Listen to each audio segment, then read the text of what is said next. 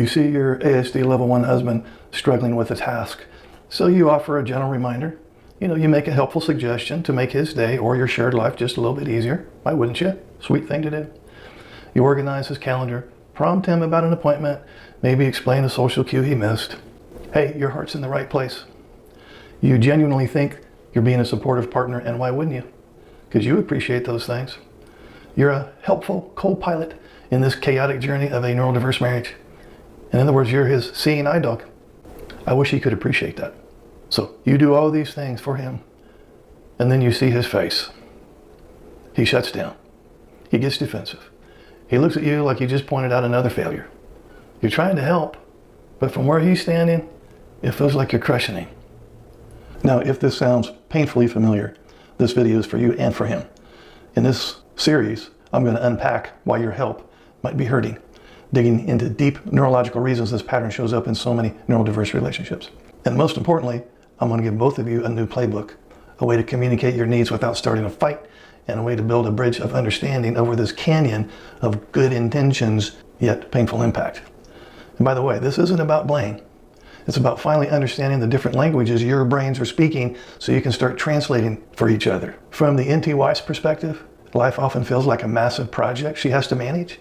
She might see a dozen things that need doing at any given moment. Bills, appointments, social plans, household chores, and so on. She often becomes the default manager of all of this emotional labor and the executive functioning of the home. Not because she's a control freak, but because she's terrified that if she doesn't do it, everything will fall apart. And this isn't a judgment on her ASD husband. It's a practical response to what feels to her like a very real possibility. When she says, "Don't forget the trash goes out tonight," it's not coming from a place of wanting to treat him like a child. It's coming from the anxiety of all the times the trash was in fact forgotten. The mental energy it takes to hold all these details in her head is huge.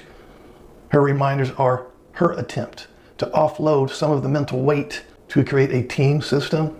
In her mind, a quick verbal nudge is the most efficient way to make sure the team wins. Her suggestions come from a similar place. When she says, "Hey, maybe you should call your mom. It's been a while," she's often trying to help him maintain social connections that she knows are important, but can be hard for him to start on his own. She's being a social buffer, a translator for a world that has a ton of unwritten social rules.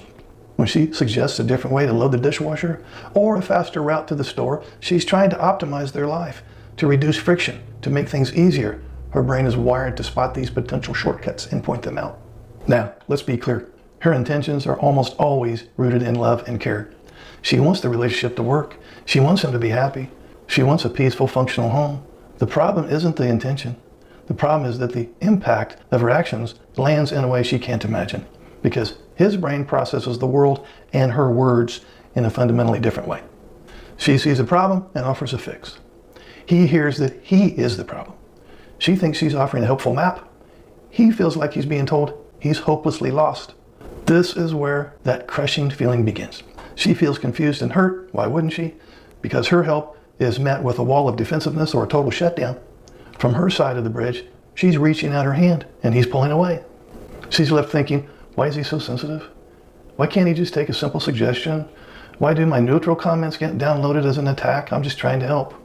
And you've probably lived it. This spirals into a cycle where she feels unappreciated and he feels constantly criticized.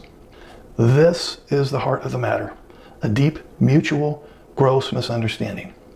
There's a theory called the double empathy problem, which suggests these communication breakdowns aren't one person's fault. Instead, it's a mutual struggle to get inside each other's experience. She can't quite grasp his internal world and he can't quite grasp hers. What's the result? She often feels incredibly lonely and responsible for everything, while the ASD husband feels incompetent, controlled, and totally misunderstood. It's painfully exhausting and chips away at the foundation of the marriage. Now, this is going to be a series of videos. This is installment number 1. Be sure to subscribe, and we'll continue on this theme in tomorrow's video. I'll see you then. Would you like to schedule a paid private coaching session?